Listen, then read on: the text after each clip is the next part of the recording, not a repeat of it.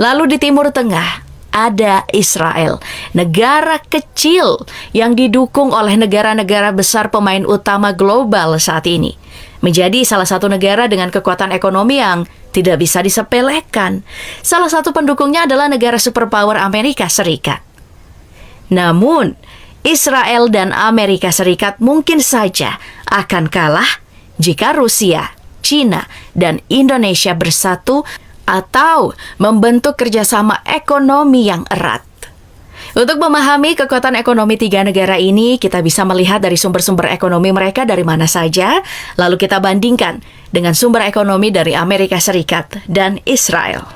China, negara dengan perekonomian terbesar kedua di dunia dilihat berdasarkan PDB nominal.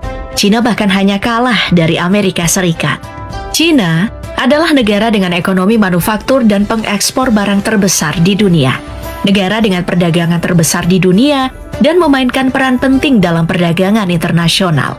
Di balik kesuksesan ini, China pernah diterpa krisis panjang yang membuat perekonomiannya hancur, yakni saat Perang Saudara dan Perang melawan Jepang. Tapi kemudian bisa bangkit kembali.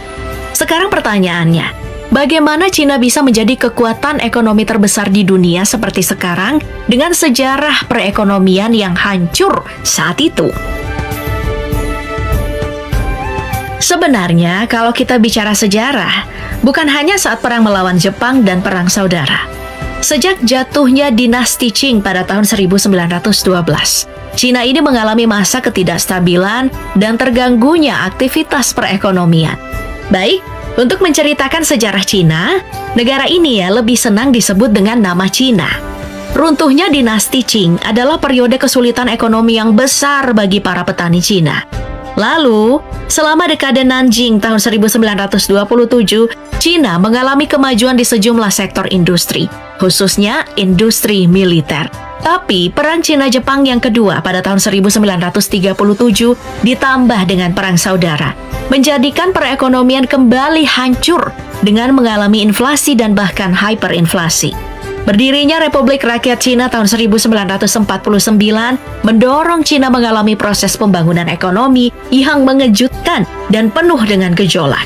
Cina mengalami revolusi, sosialisme, Maoisme, dan akhirnya reformasi ekonomi bertahap dan perkembangan ekonomi cepat pada tahun 1978 di bawah kepemimpinan Deng Xiaoping. Kecepatan transformasi Cina dengan sangat signifikan dari salah satu negara termiskin menjadi negara dengan perekonomian terbesar dan tidak ada bandingannya dalam sejarah.